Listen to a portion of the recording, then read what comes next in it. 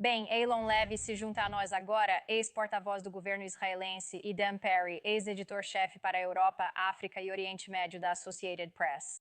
Obrigada a ambos por estarem conosco, especialmente diante dessa notícia de última hora. Eu queria perguntar primeiro para você, Dan, o que você acha dos mais recentes ataques dos Estados Unidos ao Irã, sobre os quais nosso colega Robert Sherman acabou de falar?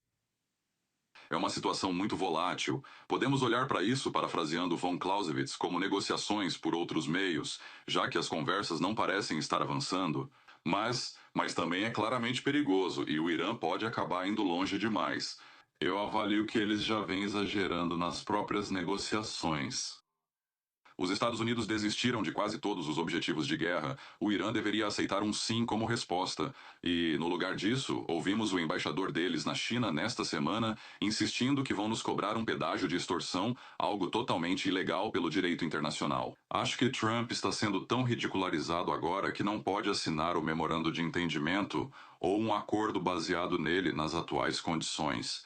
Não acho que ele queira retomar a guerra antes das eleições de meio de mandato, então devem prolongar as negociações. Continuaremos presenciando surtos de tensão como agora e a chance real de retomada da guerra ou bloqueio devastador ao Irã imediatamente após a votação de novembro. Dan, como isso pode afetar as negociações de paz? Isso realmente depende do Irã.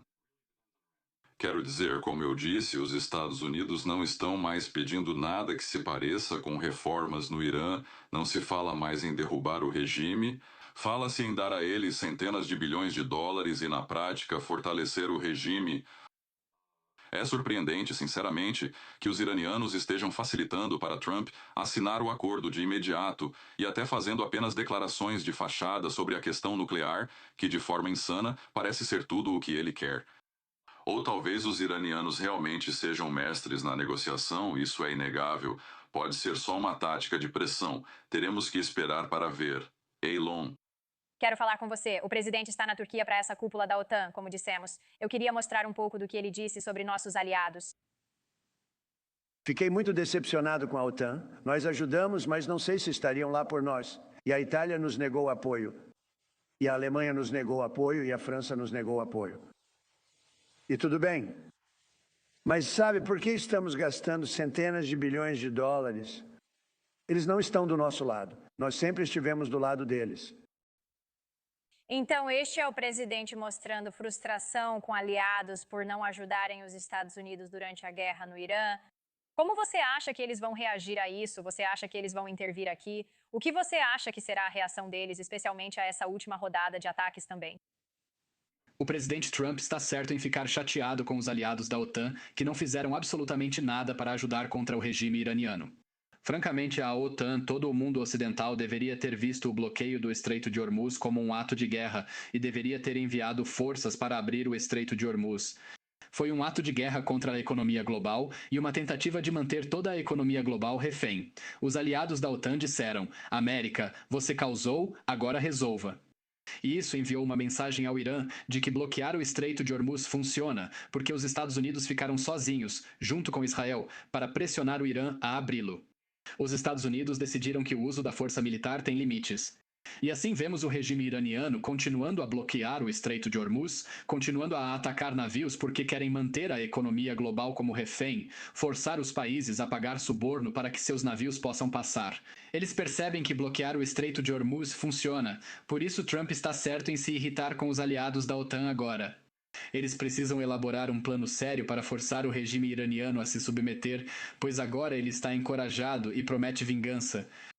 Tem outra coisa que eu queria te perguntar que tem a ver com a situação no Oriente Médio. Porque há algo que o presidente pode voltar a vender para a Turquia nessa conversa na cúpula da OTAN, falando sobre revender, retomar a venda dos F-35 para a Turquia. E isso é algo sobre o qual o primeiro-ministro israelense Benjamin Netanyahu tem sido muito claro, dizendo que isso não pode acontecer porque pode desestabilizar ainda mais a região. Eu queria saber sua opinião sobre isso. Por que Israel se opõe tão fortemente a isso?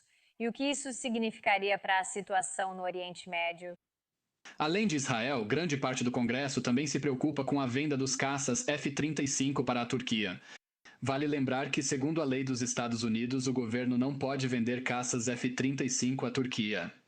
E isso porque a Turquia é um cavalo de Troia na OTAN, fazendo o jogo duplo. Ela comprou e mantém o sistema de defesa antimísseis S-400 da Rússia.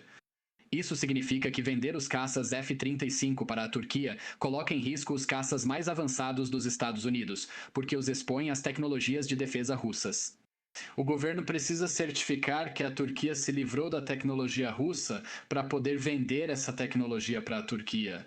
E a Turquia não está interessada em fazer isso. Então estamos vendo uma forte oposição dentro do Congresso à venda dos caças F-35 para um regime islamista que vale lembrar que faz parte da Irmandade Muçulmana, que patrocina o Hamas, que lava dinheiro para o regime iraniano e que está cada vez mais ameaçando seus vizinhos e divulgando seus objetivos de se expandir no leste do Mediterrâneo e ameaçar seus vizinhos ali. E Dan, o que você acha da viagem do presidente aqui para a Turquia, para a cúpula da OTAN? O que você acha que os Estados Unidos podem tirar de lição daqui? Bem, o principal é claro, como Elon estava dizendo, essa ideia irresponsável de vender caças F-35 para a Turquia. Dado o contexto que foi discutido, isso basicamente colocaria em risco a superioridade aérea dos Estados Unidos. Na próxima vez, se tentarem controlar o espaço aéreo do Irã, outro estado cliente da Rússia com defesas aéreas, nossos aviões podem ser abatidos. Isso é revoltante. Mas a questão maior é se estamos considerando a ideia de retornar a algum tipo de guerra contra o Irã, seja uma guerra cinética ou um bloqueio. Desta vez eu imagino que possa ser algo mais total, envolvendo terra, ar e mar, talvez. Então vamos precisar dos aliados europeus do nosso lado. Agora, Trump entende mal a OTAN, é uma aliança de defesa. O artigo 5 não obriga todos a se juntarem a um ataque de um Estado-membro, mas sim a haver um ataque a um como um ataque a todos.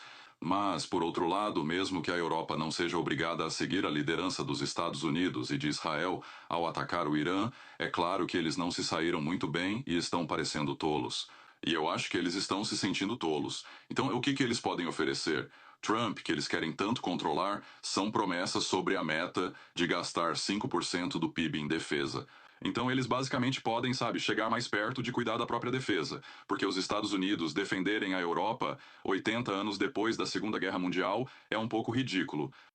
Mas, acima de tudo, para garantir discretamente que, caso o Irã esteja realmente declarando guerra à economia global, isso seja encarado com seriedade. E eles estão levando isso a sério, esse suborno que vão cobrar pelo Estreito de Hormuz. Então, eles precisam se ver em guerra com toda a Aliança Ocidental. O desafio é que a Aliança Ocidental é basicamente uma aliança de países democráticos e Trump é atraído por autoritários. E isso deixa tudo um pouco fora de equilíbrio. Vamos torcer para que coloquem as coisas nos trilhos, pois a situação com o Irã exige foco no essencial. Temos muito a discutir. Obrigada pelas opiniões. Conversa fascinante, mas precisamos encerrar. Elon Levy, Dan Perry, obrigada.